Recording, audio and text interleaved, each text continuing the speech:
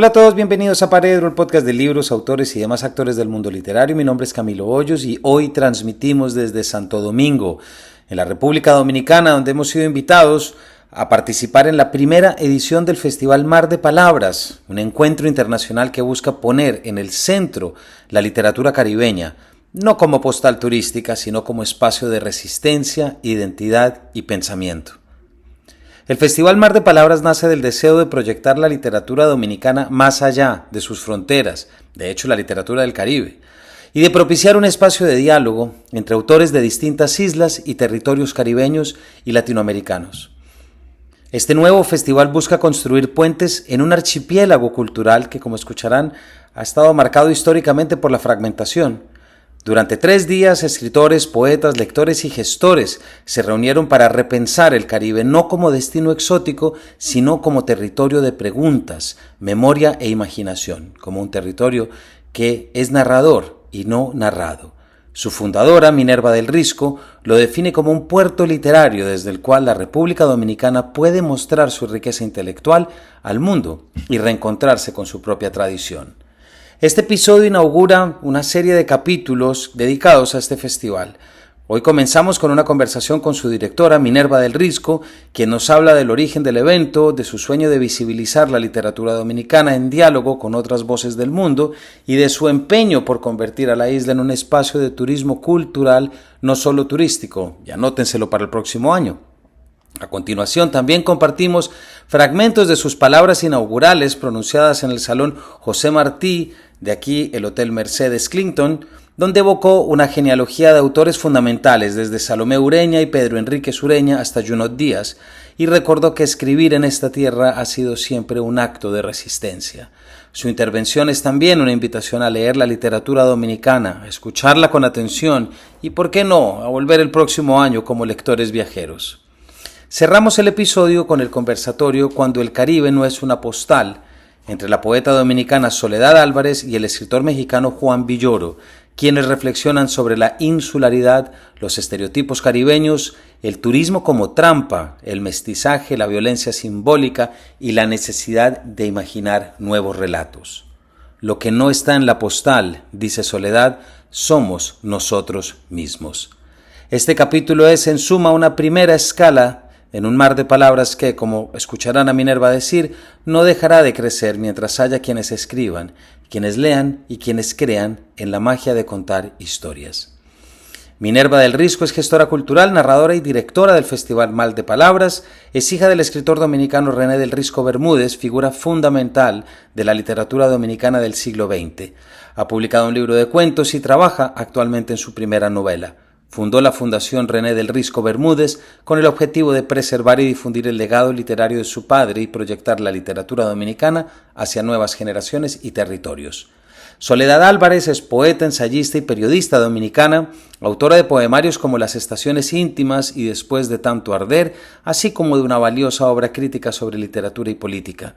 Su trabajo ha sido premiado y reconocido por su mirada lúcida sobre la historia dominicana, la dictadura, la subjetividad femenina y el papel del lenguaje en la identidad nacional. Es una de las voces fundamentales del Caribe literario contemporáneo. Y por último está Juan Villoro, que yo creo que no necesita presentación. Juan es narrador, ensayista y cronista mexicano, una de las figuras más importantes de la escritura y pensamiento mexicano, latinoamericano y americano, me atrevo a decir. Entre sus obras destacan las novelas El Testigo, Arrecife, La Tierra de la Gran Promesa y numerosos ensayos y crónicas culturales. Ha reflexionado ampliamente sobre el lenguaje, el humor, la política, el mestizaje cultural y la función social de la literatura. Es también uno de los más agudos comentaristas del vínculo entre el Caribe, el continente y la memoria latinoamericana. Bienvenidos. Minerva, bienvenida a Paredro. Muchísimas gracias, Camilo. Tú sabes que una de las cosas que más... Tú me acompañas todos los días en mis caminatas, te dije hace un ratito, ¿verdad? Pero no solamente eso, sino que cuando yo oigo tus programas, tus podcasts, me pregunto a mí misma, ¿cuándo será el día que yo estaré en Paredro? Pues mira que el día es hoy y qué bonito escuchar esas palabras aquí, además desde aquí, desde Santo Domingo, República Dominicana. en el Festival Mar de Palabras que tú diriges con un equipo fantástico. Entonces, ¿por qué no nos cuentas un poco de esto? ¿De dónde sale esta idea de crear un festival acá? Sí. ¿Por qué sientes que fue necesario y cómo hiciste para que saliera tan bien? Sí, mira, surge justamente de tu país. Hace 10 años, en el año 2015, yo fui a un festival que se hace en Cartagena, en Colombia, el Hey Festival. Y ese festival me transformó, definitivamente. Yo no sabía cómo se vivía un festival de literatura hasta que yo fui a ese festival. Y en ese momento empecé a soñar con la idea de que República Dominicana necesitaba un festival, el Caribe necesitaba un festival de literatura. Era necesario. Me tomó 10 años, pero sí de la mano, en el camino me encontré con Sergio Ramírez, que me pidió hacer Centroamérica Cuenta aquí en el año 2023, y lo hicimos y fue un éxito. Esa fue la antesala a Mar de Palabras, que se inauguró anoche. Entonces, es para mí de mucha satisfacción tener a tanta gente interesada en la literatura del mundo y a tanta gente interesada de los invitados que han venido de otros países en nuestra literatura, que yo creo que es muy valiosa. Yo creo que es muy valioso. Ayer tuvimos una mesa con Juan Villoro y con Soledad en la que hablábamos de el Caribe no es solo una postal, y a mí se me quedó eso de una manera muy importante, porque claro, República Dominicana, uno piensa en Punta Cana, piensa en playas, y cuánto pasa eso con el Caribe entero. Creo que haces una labor muy importante y el festival hace una labor muy importante en visibilizar todo aquello que ha quedado fuera de unos discursos normativos, de unos discursos turísticos, sí, y de una cantidad de cosas que uno tiene que venir aquí a ver desde otra perspectiva. Efectivamente.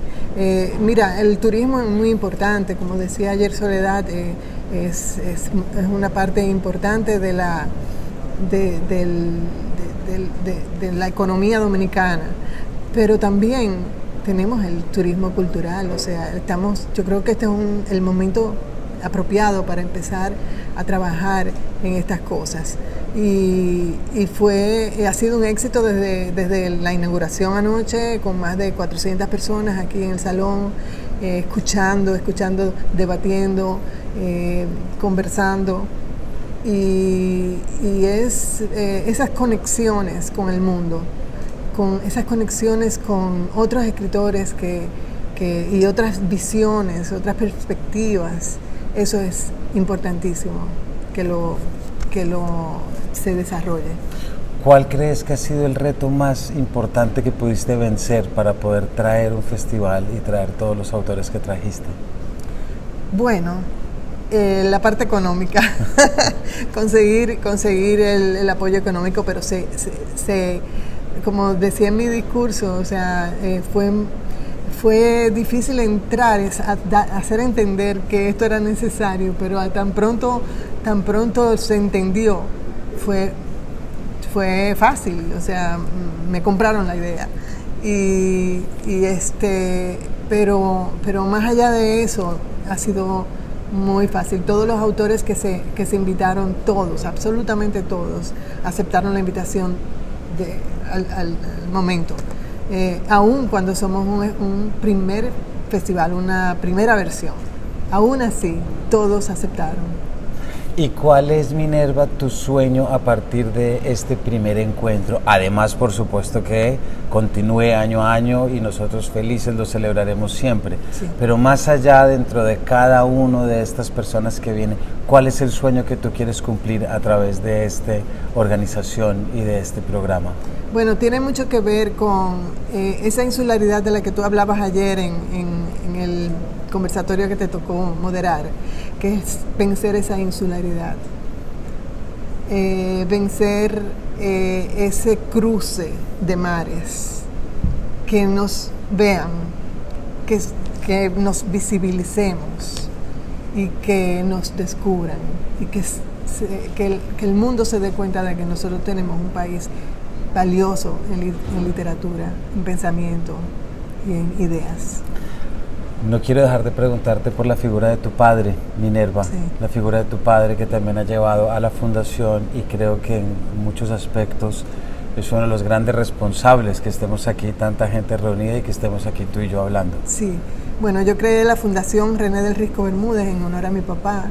Mi papá murió muy joven, de 35 años, en el año 1972, en un accidente automovilístico. Pero ya en esa época él era un escritor consolidado y dejó una obra que, aunque no fue muy larga, por su edad, ¿verdad?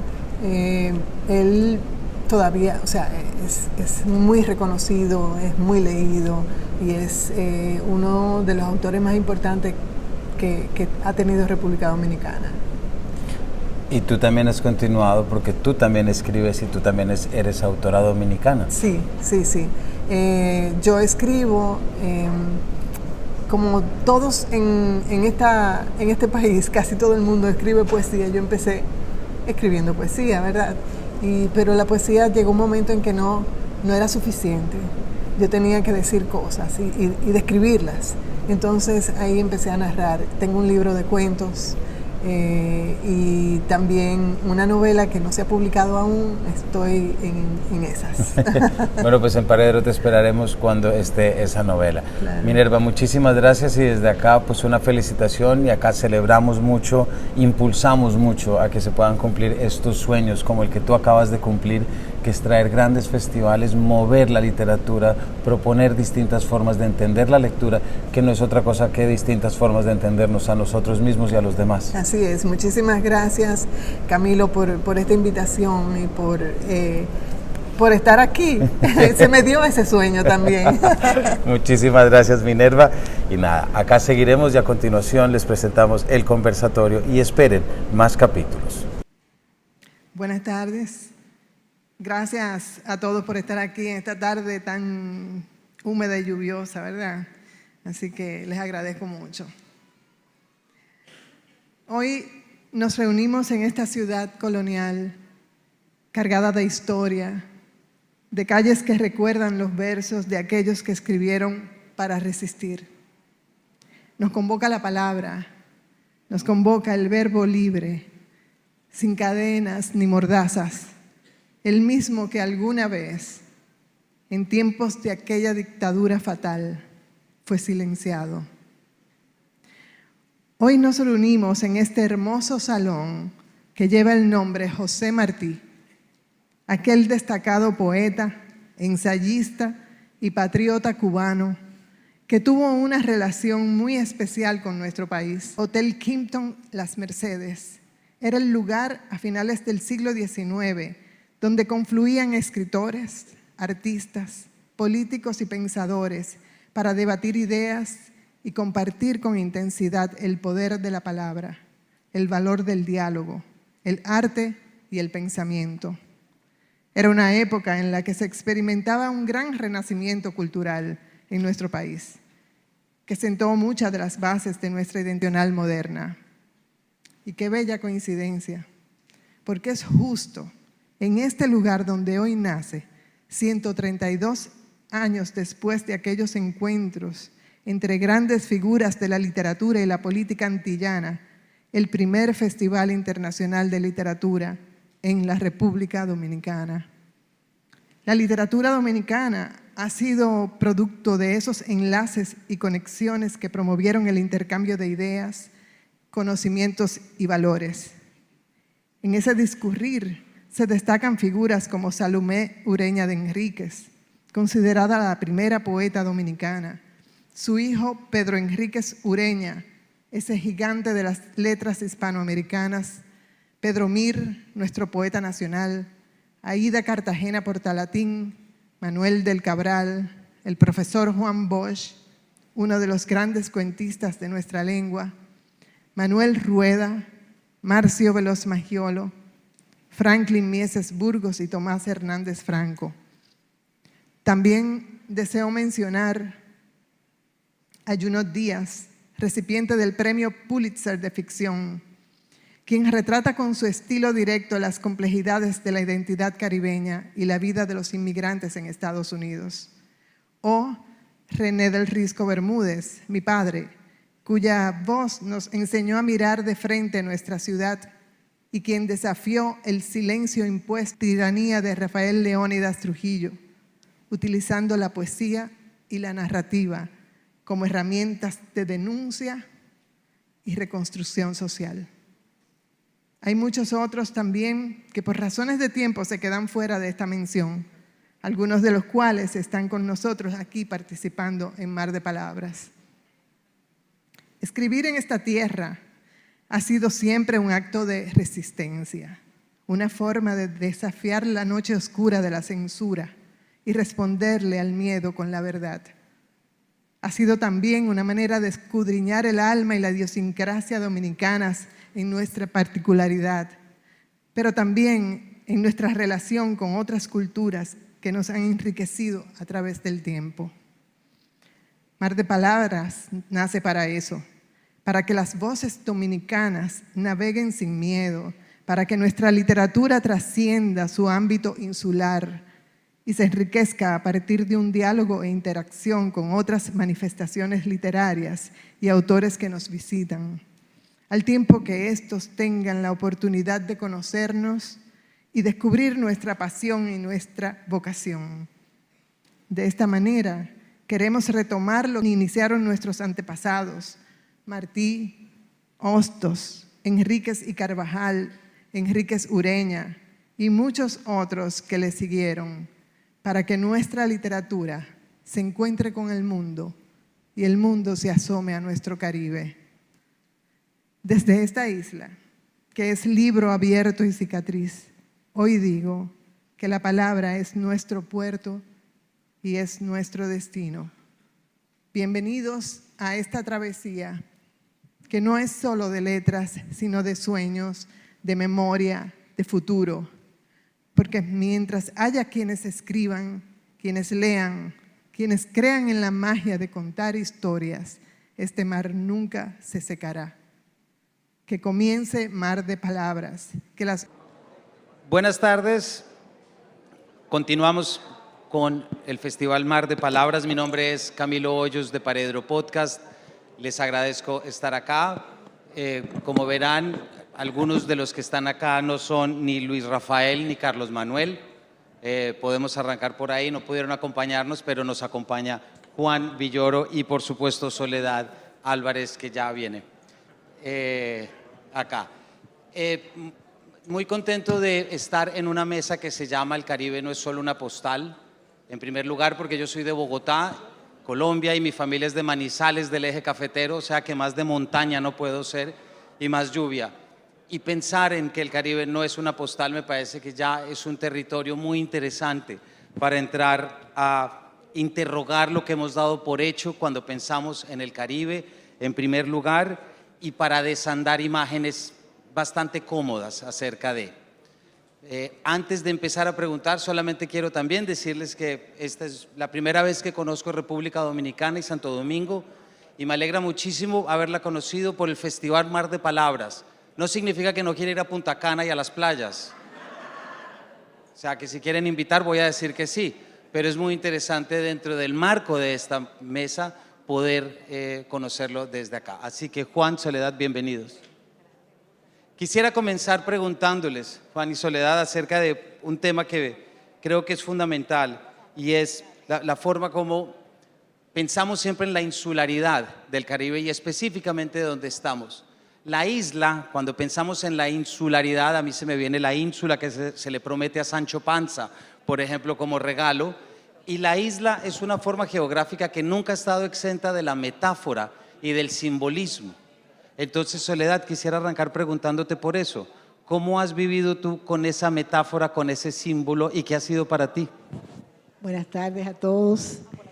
Una alegría estar aquí con tantos amigos, comenzando este Mar de Palabras y hablando además de la isla, que es el tema por excelencia de los dominicanos y mío. Cuando yo recibí la llamada de Minerva y de Claudia para decirme que el tema en el que yo iba a participar de la conversación era sobre el Caribe, cuando no es una postal. Y ellas saben que yo me quedé muy asombrada, mucha sorpresa para mí, porque justamente en esos días yo había terminado un poema en el que yo intento desmontar la imagen de la isla paradisíaca, la de la playa y el sol, de las mulatas espectaculares, de los antipanqui que están dispuestos a satisfacer todas las fantasías de las extranjeras. Y entonces un poco terminaba ese poema hablando de lo que es la postal. La postal que nosotros tenemos como la isla, es decir, y me hace recordar, de inmediato me recordó, lo que para mi generación fue bastante marcador, fue toda la problemática de lo que se llama la poesía sorprendida en Santo Domingo. Fueron un grupo de poetas durante la dictadura trujillista. Estaban ahí nuestros amigos, las grandes figuras, los clásicos dominicanos. Y para los sorprendidos, la isla era la isla universal. Manuel Rueda, con quien yo trabajé mucho tiempo, un gran escritor, excelente poeta, narrador, una de las figuras fundamentales de nuestra literatura. Él y yo trabajamos en un suplemento que llamamos Isla Abierta. Entonces, en toda esa generación del 40, toda la generación que nos marcó a nosotros, los del 60 y 70, el concepto de isla fue un concepto muy importante, muy fundamental para la discusión. Recordábamos siempre, yo decía, que a diferencia, los sorprendidos, a diferencia de Orígenes, de los cubanos, el concepto de isla para nosotros pasaba por la conceptualización y el escamoteo de la dictadura trujillista. Porque hay algo muy particular en nosotros los dominicanos, algo contra lo que yo peleo y lucho todo el tiempo. Para el dominicano de derecha, para el dominicano tradicional, esta no es una isla, esta es una media isla. ¿Por qué? Porque el concepto de isla tendría que involucrar inmediatamente esa otra parte que nosotros no queremos mirar, que es Haití. Entonces, los sorprendidos sí reivindicaron el concepto de isla y se diferenciaban un poco de su otra contraparte cubana, que fue el grupo Orígenes. Y recordaba yo, siempre lo recuerdo, aquel libro de Lezama, Conversación con Juan Ramón Jiménez, que es una conversación entre Lezama y Juan Ramón, un poco ficticia, pero en base a la realidad. Entonces Lezama cuenta que le pregunta él a Juan Ramón si él había sentido en Cuba algún elemento, alguna cosa que fuera más allá de lo sensible, de lo que se viera y de la literatura. Algo que pudiera sugerir el mismo link que yo le mandé lo cogí yo para hacerlo por esta. Juan Ramón le dice, insularidad, ¿de qué me habla? Isla es Inglaterra, isla es Australia, isla es el universo, todos somos isleños. Entonces, ustedes los cubanos siempre han estado pendientes de los barcos cuando vienen y van, pero nunca están pendientes de la resaca que ustedes tienen interna. Entonces, para Juan Ramón, el concepto de isla, de la insularidad, era un mito. Y ciertamente Lezama pensaba que era un mito porque para Lezama Cuba necesitaba un mito fundacional, era el mito de la nacionalidad. Entonces, todo el proceso de Orígenes a mí siempre me ha parecido muy interesante porque Cuba sí vive su isla, vive el concepto de la insularidad. Lo vive de una manera gozosa Lezama Lima, lo vive de una manera desastrosa, odiosa, odiando y un poco criticando Virgilio Piñera cuando dice la maldita circunstancia del agua por todas partes, ¿no? Entonces son diferentes maneras de aproximarse al concepto de isla. Nosotros los dominicanos tenemos el concepto de isla muy problematizado y yo por eso ahora estoy trabajando, lo que estoy haciendo para mi próximo libro es justamente trabajar el concepto de isla para estrujárselo en la cara.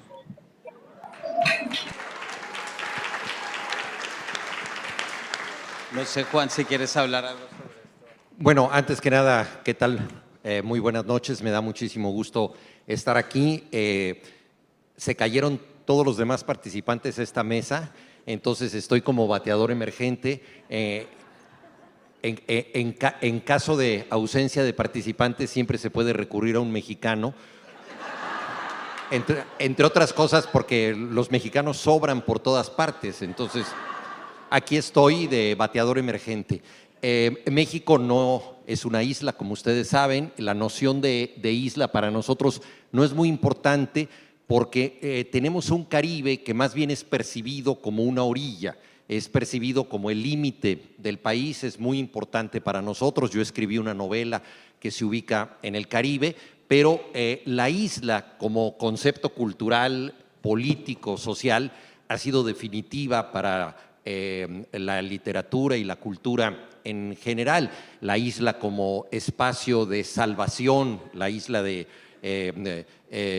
Crusoe, o la isla como castigo, ¿no? Las prisiones que han estado ahí, la isla del diablo. En México hay una isla a la que se mandaba a los prisioneros, y ahí el escritor mexicano José Revueltas escribió una novela que se llama Los muros de agua, señalando que el agua es un presidio. Pero las islas también han sido un objeto del deseo, ¿no? Los surrealistas crearon la ficción de que podían pertenecer a Polinesia, porque les parecía maravilloso ser miembros de un archipiélago, e inventaron un folclore que no existía de islas que ellos habitarían de manera fantástica en la Polinesia. De modo que la isla ha estimulado muchísimo la imaginación. ¿Y qué sería de la literatura, por ejemplo, para niños y jóvenes sin la Isla del Tesoro, ¿no? O la isla de Stevenson, o la isla misteriosa de Julio Verne, y tantas otras islas, incluidas las islas que son más bien conceptuales, ¿no? El escritor inglés Ballard hizo una novela que se llama La isla de cemento, que es un pequeño grupo de personas, o más bien un náufrago que está ahí al interior de una ciudad, como esos mendigos, esos vagabundos que de pronto vemos que se apoderan de un sitio y de alguna manera lo humanizan, un remanente de la ciudad rodeado de autopistas. Esa es la isla de cemento de Ballard. Entonces esto yo creo que ha cambiado en buena medida la historia de la cultura. ¿Por qué? Porque el sustrato real, el sustrato histórico de las islas, yo creo que es muy nutricio para todos nosotros, y este es un espacio para decir lo que me parece particularmente apropiado, ¿no? Todo lo que la cultura del Caribe y de las Antillas le ha dado a la literatura tiene que ver con una noción esencial para la cultura, que es el intercambio. Han sido espacios de carga y de descarga, espacios donde se han comunicado distintas culturas y distintas lenguas. Si algo define la cultura caribeña es la mezcla, lo híbrido, lo creol, ¿no? Esta posibilidad de combinarse, aunque muy bien señalabas tú que también incluso en un espacio insular se pueden dar las exclusiones de los otros, y de considerar que una isla no está completa si no es totalmente dominada. Pero yo creo que lo que más le ha dado el Caribe a la literatura ha sido eso. Pienso en El siglo de las luces, por ejemplo, de Alejo Carpentier, que recupera historias que vienen de muchos mundos posibles, porque él hablaba de nuestro Mediterráneo está constituido por estas islas que son fuente de culturas que se comunican y que se caracterizan por el intercambio. Un intercambio muchas veces forzoso, porque no queda más remedio que hacer intercambios comerciales para sobrevivir, en ocasiones intercambios terribles porque son intercambios de personas, pero todo eso yo creo que ha sido un espacio muy importante para conformar un imaginario que tiene que ver con la mezcla. Y esta mezcla también me parece que ha sido muy importante desde la cultura popular, o sea, todo el elemento afroamericano, por ejemplo, que ha sido tan significativo para la cultura y que hemos tardado en apreciar, ha tenido su gran reserva en el Caribe. Édouard Glissant, en el discurso antillano, dice que una de las cosas más importantes de la región es la importancia de la oralidad, es decir, cómo ha habido una cultura popular que ha mantenido las mezclas a partir de un espacio de transmisión de la tradición no académico y que ha tenido que ver con la oralidad. Y no es casual que, por ejemplo, Luis Rafael Sánchez, que por desgracia no puede estar con nosotros, haya escrito libros que desde sus títulos son ya títulos para bailarse, ¿verdad? Como La guaracha del macho Camacho. Entonces ya el ritmo ya está en el título, ¿no? Entonces esta posibilidad de hacer una literatura que tenga que ver con la oralidad es lo que ha justificado la literatura de Cabrera Infante, de José Lezama Lima y de tantísimos autores, ¿no? Y de ahí entonces que estas mezclas del Caribe le hayan permitido decir a Lezama Lima que el barroco americano no es un arte de contrarreforma como fue el barroco europeo, sino que es un arte de contraconquista, porque es la manera en que el mundo americano ha tenido de enviar de regreso a la metrópoli y a Europa los valores que ellos no conocían y que solo pueden regresar gracias a los excesos virtuosos de la imaginación americana, ¿no? Entonces esa es la fertilidad que tiene el Caribe y yo creo que es lo que debemos celebrar culturalmente. Pero lamentablemente esa fertilidad en estos tiempos es cada vez más desconocida. Hay una cosa que a mí me mortifica mucho y que yo pensaba que debíamos tratar de una manera como muy, muy intensa, y es el desconocimiento del que tenemos en el Caribe de nosotros mismos. Por ejemplo, el Caribe, esa riqueza, esa zona de mezcla, de mestizaje, esa pluralidad lingüística, esa pluralidad cultural, ¿qué está haciendo? Lo que está provocando es el desconocimiento de las islas. Por ejemplo, los dominicanos, estamos más cerca de España, por ejemplo, de España y de Nueva York que de Puerto Rico. Yo estaba fascinada, feliz, ilusionada de compartir con Luis Rafael Sánchez, justamente porque hace más de 10 años que yo no tengo noticia de Luis Rafael Sánchez. Es decir, los dominicanos no conocemos nada del Caribe, por ejemplo, del Caribe angloparlante, nada de los francófonos. Nosotros estamos más cerca, quizás porque estamos cerca y por comunidad lingüística, de Puerto Rico y de Cuba.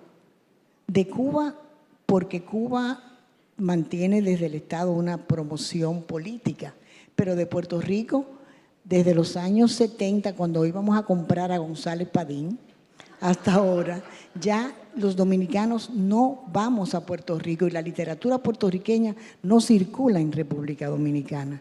Yo no conozco, es decir, conocíamos Guajana, zona de carga y descarga en los años 70 y 80, la literatura de los 70, nosotros teníamos mucha relación con los escritores puertorriqueños, pero ya con increíblemente la globalización, lo que ha representado es todo lo opuesto, es un mayor distanciamiento porque nuestras literaturas obligatoriamente ahora tienen que pasar por las grandes casas editoriales y todas las pequeñas editoras de las islas no circulan entre nosotros, por ejemplo. Ahora, lo que acabas de decir me parece profundamente caribeño. Sí, porque… Claro que sí. Claro, porque siempre ha sido la ilusión caribeña, claro, es unir lo que no está unido, ¿no? Este archipiélago, Pedro Enríquez Ureña, que lo debemos mencionar acá, ¿no? En la Utopía de América justamente dice eso, tenemos nosotros que articularnos, tenemos que unirnos porque estamos hechos para dialogar entre nosotros, pero nunca lo logramos. Entonces, esta pulsión utópica de la unión tiene que ver también con el pensamiento que surge de lo siempre aparentemente aislado, ¿no? Arciniegas, en su biografía del Caribe, decía, esas islas, las Antillas Menores, que parecen los puntos suspensivos del mapa. ¿no? Lugares en los que nadie se fija. Entonces, unir los puntos suspensivos, ¿no?, ha sido una obsesión caribeña, lo cual me parece que es extraordinario, pero como decía Enrique Sureña, es una utopía. Porque el caribeño por excelencia es el que viaja. Por Enrique Sureña, por ejemplo, es el crítico errante, pero la errancia de Enrique Sureña es justamente la errancia de todos los dominicanos. No hay dominicano que no sueñe con viajar. El mar está ahí para ser atravesado. El mar no nos separa, el mar nos une a los caribeños. Sin embargo, hay otros tipos de desuniones que yo creo que son las que se trabajan a partir de intereses políticos. Quería hacerles una pregunta, perdón, interrumpo porque estaban. Pero me pregunto mucho de dónde viene. Tú acabas de hablar de una idea que es fundamental y es imposible no pensar en la crónica de Frank, que explica muy bien la isla escindida, llamémosla así, la isla que está la ruptura de la isla. Y también, Juan, como tú hablas de la idea del aislamiento que viene de la isla, me pregunto dos cosas para intentar llegar a lo que tú acabas de decir, que es el desconocimiento. Porque si entre las islas del Caribe se desconocen, ya ni hablemos cómo será tierra adentro. Entonces, ¿dónde está el discurso? ¿Y por qué ha sido difícil establecer ese discurso? Me pregunto si la simbología que hemos hecho sobre la isla ha sido la gran trampa, ¿verdad? Si de pronto todo lo que hemos pensado la isla como el lugar que puede ser prisión, pero también lugar de meditación. Como si el lugar de meditación fuera en sí mismo un encarcelamiento, ¿me explico? Me pregunto si de pronto perdura esa imagen de tal forma que imposibilita entender distintas representaciones. Ha sido muy difícil para mí olvidar acá, desde que llegué, ese fragmento del diario de a bordo de Colón en que dice, estamos bien, no ha aparecido ningún Polifemo, ¿no? Que es verdad pensar, y a mí me pasó viajando una vez en Sicilia, pues yo pensaba y veía dónde están los héroes, dónde están todos los dioses griegos, ¿verdad? Pensando en esa idea del archipiélago silencioso de Hölderlin. No sé si aquí los polifemos se quedaron de tal forma que distorsionan la realidad, o cómo podemos entender esta increíble dificultad que suponen conocer desde dentro las experiencias, la cultura, es decir, lo que no está dentro de la postal. Lo que no está dentro de la postal somos nosotros mismos. Es decir, yo siento que la postal ha estado siempre.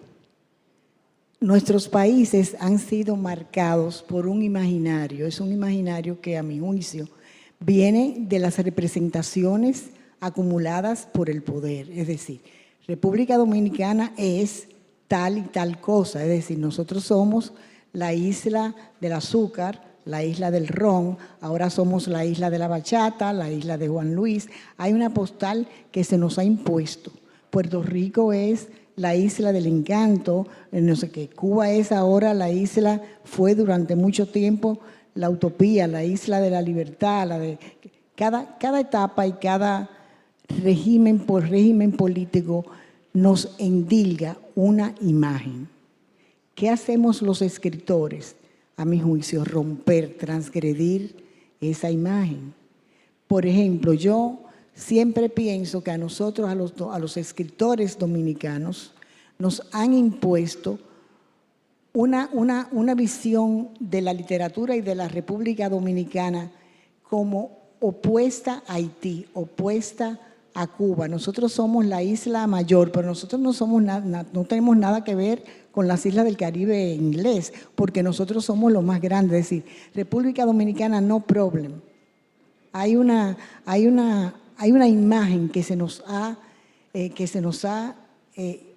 metido dentro y que tenemos que estar permanentemente transgrediendo. Por eso la poesía dominicana, fundamentalmente, que es la de que yo más sé, la que más trabajo, es una poesía sumamente interiorizada, interiorista, íntima. Desde los años 70, la intimidad venció la relación con el exterior. La poesía dominicana es una poesía muy subjetiva, contraria a esa postal exteriorista que se nos ha impuesto. Sí, yo creo que el pensamiento que surge de las islas es necesariamente cosmopolita, porque tiene que ir hacia afuera. Lo que llega del mar siempre es interesante, no solamente lo que te traen las mareas, sino las noticias, la cultura, todo eso. Y yo creo que corresponde, y lo decía antes a propósito de Soledad, al pensamiento surgido de las islas, una insatisfacción continua de no conocemos más, no estamos más unidos. Por eso te decía, siento que eso es profundamente caribeño. Y yo pienso que por el contrario, no hay una insularidad mental más cerrada que la de un europeo. O sea, la mayoría de los europeos son personas que viven en una provincia mental autosatisfecha. Y lo vemos, por ejemplo, en lo que toca nuestra lengua. Cuando un traductor español traduce, olvida que existen otros modos del español. Hay una novela de Don Winslow, que fue un agente de la CIA, de la DEA, un agente de la DEA, que ahora escribe thrillers muy interesantes sobre narcotráfico. Entonces la traducen en España y los narcos mexicanos dicen, bueno, este es un tío de mantelillos, ¿no? Y llega un oficial de la migra y dice, bueno, es que se necesitan narices para hacer así. Bueno, entonces dice, bueno, no hay la menor idea de que se habla de otra forma. Y eso jamás ocurre en el mundo caribeño. El mundo caribeño, por definición, es el mundo que sabe que existe la diferencia, sabe que existen los otros. Y en esa medida es muy cosmopolita, incluso en su dimensión más popular. Y me gustaría mencionar algo ahí sí desde la perspectiva mexicana, porque como decía, México tiene una relación orillera con el Caribe, parecida, digamos, a la que podría tener Estados Unidos desde el Golfo de México, desde una ciudad como Nueva Orleans. Si uno piensa en ciudades como en el Golfo de México, Nueva Orleans, Veracruz, ya en la península de Yucatán, Progreso, Mérida, y luego Salta, por ejemplo, a La Habana, entre todas estas ciudades tienen algo en común. Y Nueva Orleans se parece más a estas ciudades de lo que se parece a Nueva York, y Veracruz se parece más a Nueva Orleans de lo que se parece a la Ciudad de México, y lo mismo Mérida y Progreso. Es decir, hay una comunicación, a pesar de que no hay una cultura unitaria, hay algo que hace que esta vida de los puertos y de lo que ha circulado desde hace muchísimo tiempo, que tiene que ver con todas las especificidades que tú decías, la isla del ron o la isla del tabaco, pero que todo eso se une y tiene una manera de ser que a mí me parece que es particularmente rica y que no necesariamente entendemos que está plenamente articulada en lo cultural, pero que está tratando de articularse. A mí siempre me ha impresionado en las islas, por ejemplo, en Cuba, que es una isla, ahí sí, totalmente, no es una isla escindida, ¿no? Antonio Benítez Rojo dice, es la isla que se repite, ¿no? Esta isla que siempre vuelta sobre sí misma. Lo informada que está la gente sobre cosas que ocurren muy lejos, gente que no ha viajado, pero que tiene esta vocación de pensar que del otro lado del mar pasan cosas, ¿no? Que puede ser el mar próximo de las otras islas o el mar lejano de ultramar. Bueno, aquí en Santo Domingo también, yo siempre digo que no hay ser humano más aislado, por ejemplo, que los americanos. Santo Domingo, nosotros, el dominicano común está al tanto de todo. Nosotros leemos la prensa internacional, estamos permanentemente al día.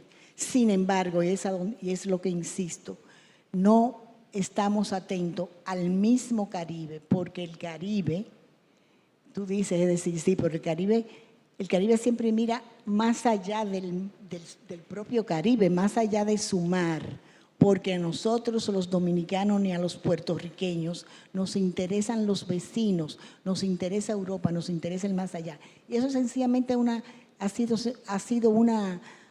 un trabajo ideológico que se nos ha montado durante mucho tiempo, a mi juicio. Por ejemplo, yo siempre digo, cuando estoy entre los amigos, cena y eso, pregunto, a ver, díganme, ¿cuántos de ustedes han estado, por ejemplo, en Haití? ¿Quiénes han ido a la Citadel? ¿Quiénes se han asomado a ese delirio de Christophe?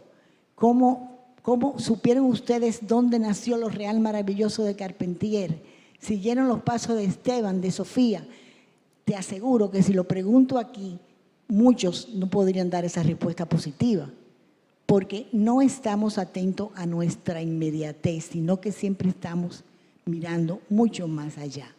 Y eso yo siento también que es una trampa, porque el Caribe necesita de alianzas. Ahora mismo, por ejemplo, sabemos que en términos políticos toda la integración cada vez es más difícil, justamente porque no tenemos los mecanismos. Por ejemplo, CARICOM, nosotros no somos participantes de CARICOM, por ejemplo. Tú decías ahorita de la importancia de las grandes editoriales, por ejemplo, en el momento de imponer. Pero yo pensaba dentro y decía, claro, grandes editoriales, pero también las grandes empresas turísticas, porque el turismo surge como solucionarle la vida a aquel que no tiene lo de acá, por lo tanto es siglo XX. Creo que la primera agencia turística nace en Londres en 1845, algo así. Entonces digamos que el turismo tiene una vieja data. De pronto esta pregunta no se contesta, pero ¿dónde creen ustedes que es el principal motor que no permite que este discurso que pueda retratar bien una realidad caribe llegue a los lectores, llegue a los medios? Es decir, ¿dónde se hace la resistencia o quién está imponiendo una visión unidireccional sobre lo que todos creemos que es el Caribe, que es un aguadeño, ¿no? Una camiseta, ¿cómo se dice? La camiseta pambichada, ¿verdad? Etcétera. ¿Alguna noción de dónde puede venir? Bueno, pero eso es absolutamente claro. República Dominicana, Cuba, Puerto Rico, el Caribe, es la definición, es el mar, son islas de sol y playa, y la industria turística nosotros dependemos del turismo. República Dominicana tuvo el año pasado más de 10 millones de turistas, Puerto Rico disminuyó, creo que anda por 8 millones o 7. Cuba es un fracaso, Cuba decreció muchísimo y solamente creo que haber visto un dato, algo así como que tuvo 500,000 o algo así. El turismo cubano se fue a pique, pero por ejemplo San Bart, las islas del Caribe inglés tienen un turismo muy, muy desarrollado y muy intenso también. Entonces, el turismo es lo que nos define, es nuestra entrada. República Dominicana tiene una participación muy alta el turismo en el Producto Interno Bruto. Entonces, el turismo es lo que dependemos del turismo y nos hace vulnerable. ¿Por qué nos hace vulnerable? Porque es una industria vulnerable por el cambio climático, por los ciclones y todo eso, pero lo que son las grandes marcas turísticas, nosotros dependemos de ellos. Y nuestra imagen de República Dominicana ha sido cambiada, yo entiendo, por el turismo. La República Dominicana de los años 60 y 70 no es la República Dominicana de los años del 2023, del 2020. República Dominicana tiene todas las torres habidas y por haber, todo el turismo desaforado que tenemos, y yo siento que eso nos está afectando y está transformando la cultura dominicana y no para bien. No para bien porque la música, por ejemplo, nosotros estamos olvidando muchísimas cosas que nos definen sencillamente para poder entretener. Estamos en un proceso de frivolización y en un proceso, a mi juicio, de lo exótico paladí. Sí, bueno, mencionaba Soledad con toda razón el tema del turismo, que efectivamente es como se percibe mundialmente el Caribe, y bueno, me parece que esa noción también está en crisis, ¿no? Con la explotación excesiva que se ha hecho de la naturaleza y con el cambio climático. Yo escribí una novela que se llama Arrecife, que se ubica en el Caribe mexicano. México tiene el segundo arrecife de coral más grande del mundo, que obviamente está en peligro por los cambios climáticos, y uno de los grandes problemas del turismo es que cada vez llueve más, son destinos de sol y playa, donde está nublado, cada vez hay más sargazo en el mar. Entonces en la novela se plantea la posibilidad, que eso no es una invención mía, es algo que ya se está dando, cómo reactivar estas zonas que empieza a morir el turismo. Bueno, evidentemente el lavado de dinero le ha dado una muy importante influencia al turismo para que tenga respiración artificial, porque una de las cosas más fáciles de hacer es llevar una contabilidad fantasma en un hotel donde no puedes tú comprobar si llegan o no llegan los clientes, etcétera. Entonces, durante mucho tiempo se siguieron construyendo hoteles fantasma que nunca iban a ser habitados en México. Y en la novela a mí lo que se me ocurrió fue un proyecto que tiene que ver también con algunas experiencias que se llaman ahora posturismo. Dicen, como la gente llega a un lugar a asolearse y está lloviendo siempre, ¿qué va a hacer esa pobre gente? Entonces hay que entretenerlos de otra manera. Esto empezó con el Club Mediterráneo, ¿no? Que el Club Mediterráneo creó la obligación de estar feliz todo el día, ¿no? Y entonces te levantas en la mañana y tienes que saltar y hacer joggings, y luego vas a la piscina en donde juegas con unos muñecos de plástico y así todo hasta la discoteca en la noche. Entonces son actividades paralelas. Y entonces, pero hay muchos tipos de turismo y en México ya prospera un turismo que tiene que ver con nuestros problemas sociales. Entonces, en la novela hay un tipo que se considera muy visionario y dice, yo voy a aprovechar una de las cosas más importantes del ser humano, que es el miedo. El ser humano no solamente teme a ciertas cosas, sino que necesita temerlas. El miedo es adictivo. Entonces él genera unos programas de paranoia recreativa para que la gente se asuste, pero de esa manera se entretenga, porque entonces ahí dice, en la novela dice, el Caribe existe para sacar del aburrimiento a los europeos. O sea, gente que viene de Suiza, donde la tragedia nacional es que el tren se retrasó 3 minutos, ¿no? Entonces llega a un sitio donde de pronto la pueden secuestrar, ¿no? O donde puede entrar en contacto con una guerrilla, con un líder carismático, con una secta extrema, cosas así. Entonces se despliegan una serie de acontecimientos, todos actuados. O sea, en ese lugar hay más actores que la Compañía Nacional de Teatro, porque que ya también los actores están desempleados, entonces se emplean para el turismo. Y entonces es una manera un poco teatral de revitalizar un Caribe moribundo en tanto turismo, ¿no? Pero ese también es el falso sueño, que es la falsa expectativa que se ha generado del Caribe como un espacio exclusivamente de hospedaje y entretenimiento, es decir, de tarjeta postal, ¿no? Como decía el título.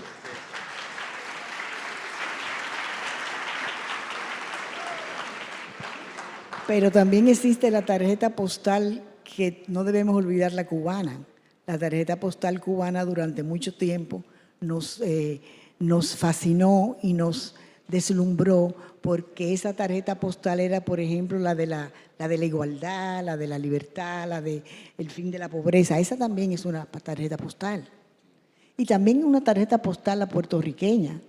Es decir, Puerto Rico durante mucho tiempo era el estado que disfrutaba de la situación o de las prebendas norteamericanas, tratando también ellos de salvar su idioma, su lengua. Y también esa postal nos las vendieron. Entonces yo pienso que los escritores tenemos siempre que estar atentos a cuáles son las tarjetas postales que tenemos que transgredir y que tenemos que desmontar. Ahora mismo nosotros aquí en el Caribe hispano tenemos unas realidades muy diferentes. Nada que ver República Dominicana actual con lo que es Puerto Rico, con lo que es Cuba, con lo que es Haití, ni pensarlo. Nada que ver, por ejemplo, ahora Guyana está en un gran desarrollo, comienza a desarrollarse económicamente, pero nada que ver nosotros con Jamaica tampoco.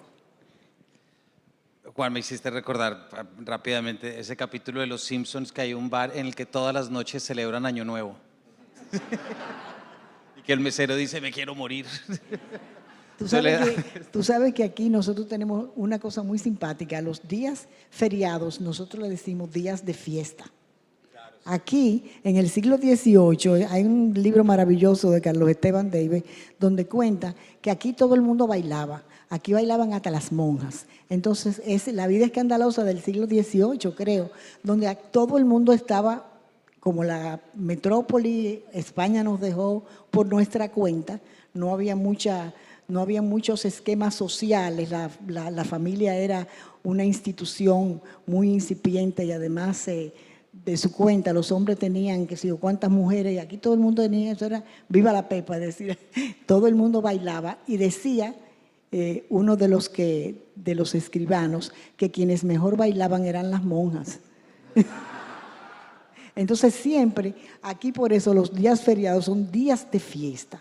Y entonces aquí todos estamos en la fiesta permanente. Eso es lo que vendemos. Soledad, estabas hablando ahorita de la postal y yo te quiero hacer una pregunta. Aparentemente, durante mucho tiempo esta postal del Caribe se escribió desde autores masculinos y desde voces masculinas. Ahorita, por ejemplo, en Colombia salió la colección de la Biblioteca de Escritoras Colombianas y hubo una recuperación de dos autoras, específicamente de Hazel Robinson Abrahams, que es una autora sanandresana, que San Andrés también, digamos que es un Caribe colombiano que parece estar más cerca a Nicaragua y mucho más hacia arriba. En tu obra tú evidentemente has proyectado una voz femenina, tú has escrito bajo la certeza de que esto es así y un poco rellenando un espacio o incluyendo una postal que no se ha visto. Yo y también muchas escritoras dominicanas, no solamente yo. Por aquí anda Carmen Inver Brugal, que es una excelente narradora, la misma Minerva. Es decir, tenemos mujeres escritoras y yo pienso que igual que todas las mujeres, la mayoría de las mujeres latinoamericanas y europeas, es decir, hay una posición crítica, hay una visión crítica de la realidad que realmente desmonta todos los mitos alrededor también de la mujer. Hay una recuperación, como tú sabes, de la feminidad, del cuerpo, de la sensibilidad. Pero también en República Dominicana, yo pienso, y mucho, es un signo que a mí me interesa mucho, y es que las mujeres siempre hemos tenido un discurso muy político. Y igual que la mayoría de la narrativa femenina, como la masculina, es una narrativa marcada mucho por la dictadura trujillista y por la crítica a todo lo que sea dictadura y a todo lo que sea cercenamiento de la libertad. Frente a la dictadura, Juan, quiero aprovechar y hacerte una pregunta, y es lo que es la novela El otoño del patriarca de García Márquez, por ejemplo, y la figura del dictador y el retrato del Caribe que se representa en esa novela. Esa novela es del 78 más o menos, en el que biográficamente se dice que se escribe bajo el influjo de la muerte de Franco, pero claro, es más caribeño este personaje no puede ser. En la mesa anterior se hablaba de la importancia del humor. Solamente quiero recordar en la novela cuando los gringos llevan a la madre del dictador al gran salón y la madre ve todo eso y dice, oiga, de haber sabido que mi hijo iba a ser presidente, por lo menos lo hubiera mandado a la escuela.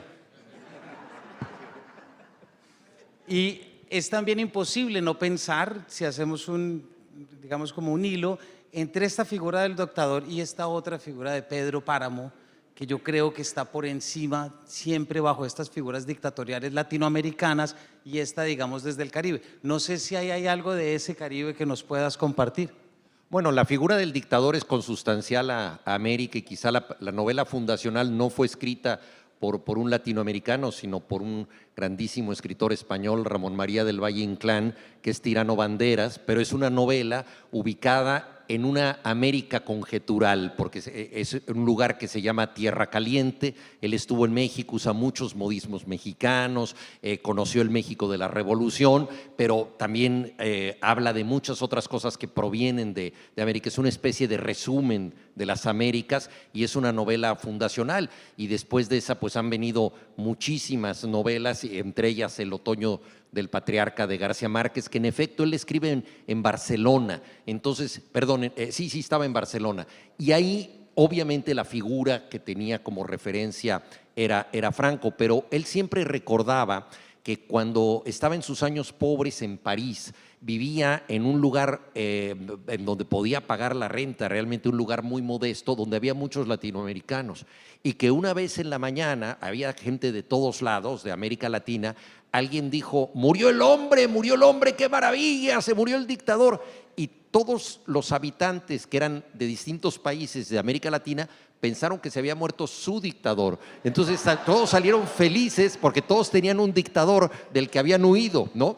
Entonces, en efecto, ha sido una figura tristemente latinoamericana. En el caso de la novela Pedro Páramo, no es un dictador como tal, pero es un cacique, es un hombre atrabiliario que domina a todo un pueblo, es un patriarca, ¿no? Donde los personajes dicen todos somos hijos de Pedro Páramo, ¿no? Entonces es una figura que tiene que ver pues con estas tierras, pero con toda América Latina. Y en el caso de García Márquez, y vinculando con el tema que inició Soledad del tema del turismo, me parece muy interesante la parte final de su trayectoria. Se acaba de publicar una novela inconclusa, En agosto nos vemos, que tiene que ver con el crepúsculo del deseo, igual que la novela anterior, Memoria de mis putas tristes, que fue bastante cuestionada desde el título por algunos colectivos feministas, y él pensaba escribir 2 novelas en mancuerna que tocaran el tema justamente del crepúsculo del deseo, en un hombre, Memoria de mis putas tristes, y en una mujer,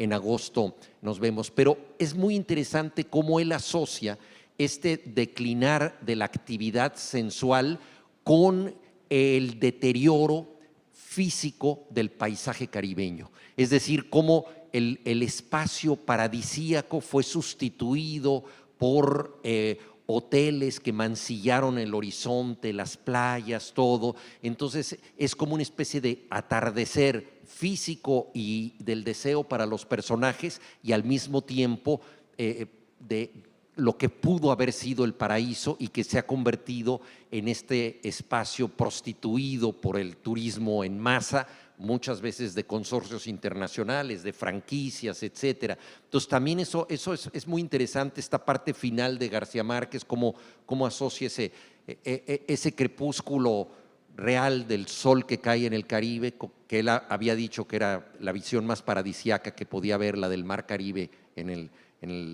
justamente en ese momento en que el sol declina. Nos quedan 5 minutos, aquí está clarísimo, pero hay una pregunta que también quiero hacerte, Soledad, tú como escritora y también de parte de todas, y Juan, con lo que tú sabes, y es que estamos aquí en el Festival Mar de Palabras, estamos reflexionando en la figura del Caribe y la literatura del Caribe. ¿Tú qué consideras que no ha pasado a través de la literatura y que debería pasar y que se está dejando por fuera de la visión y la representación del Caribe como tú lo conoces, y Juan también de la forma como tú lo conoces?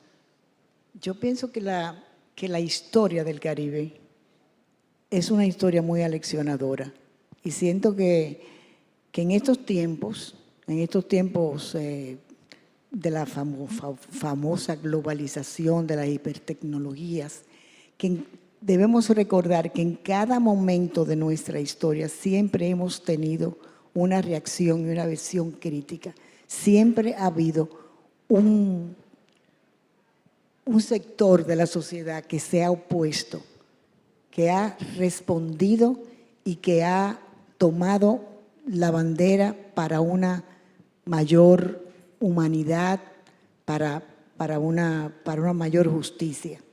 Creo que lo que nos ha faltado fe, nos ha faltado como recuperar realmente lo que somos, ese mirar adentro al que se refería Lezama. Y ese mirar adentro es nuestra historia, nuestra fundación, nuestros mitos, que son finalmente lo que nos van a permitir enfrentarnos con todas las postales que nos quieran imponer. Tenía que el poema que te dije, sí, claro.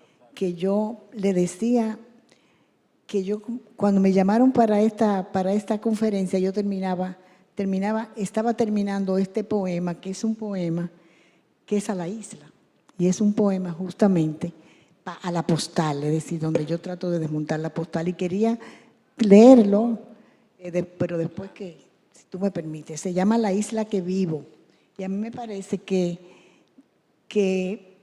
traduce muy bien lo que puede sentir una mujer dominicana en estos momentos de la situación por la que atravesamos, por el desarrollo del turismo, que a mi juicio está transformando nuestra cultura de una manera no del todo saludable. Tenía que regresar a este poema, a la isla que vivo desgajada de mí, a la deriva sobreviviente de su propia ficción, en un mar que ha olvidado el rastro de los ahogados. Que no me distraiga el azul, la línea de agua quieta, siempre fija en el horizonte. Delante las olas insomnes vienen y van, tornasola la espuma cruzan pájaros como cardumen en el aire. Que no me embelece el paraíso de playas, el reguero de palmeras en la cinta de arena blanca, ondulaciones dibujadas por el viento, rizomas, salpicaduras de algas migrantes desde muy lejos. Camino por la postal turística y a cada paso como hierro encendido en el pecho el anticipo de lo que vendrá. Sobre la pleamar que sueña el fetiche de cemento y dólar, el laberinto de pasillos alfombrados, habitaciones, restaurantes y bares decorados con corales y conchas muertas. Toda la felicidad del Caribe en el todo incluido para turistas blancos. Relumbra el sol, resuena la bachata, en la estridencia del vacío desbocada desafía creencias y candados abstractos. Al compás los cuerpos, al compás la síncopa de impedimentos, el ritmo arremolinado, bailan sobre la pista las mulatas como mercadería en escaparate, condenados adolescentes, ama de casa sobreviviente del mantil, campesinos sin cosecha, sanquipanquis, joseadores en busca de su destino. Todos a una en la embriaguez de la fantasía. Más creíble cuanto más tintinee el alcohol, se multipliquen los pasos y el pase de la botella no interrogue a la ceniza estéril. El día es una fiesta. La fiesta es la porfía, este irse a pique delirante, descomunal, este mirar para otra parte que no sea para la cama, la cámara recamada de lentejuelas. Mejor desnudos de conciencia que con andrajos. Mejor el paisaje para atajar que la venta. A todo lo largo y ancho la soledad sin sueño. ¿Acaso fuera de la postal espera la isla verdadera?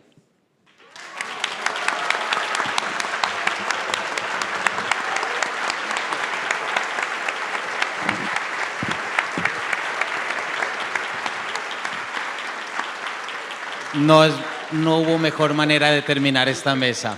Juan, Soledad, muchísimas gracias. Gracias a ustedes. Recuerden que esta conversación la pueden escuchar en Paredro Podcast. Muchísimas gracias. Gracias.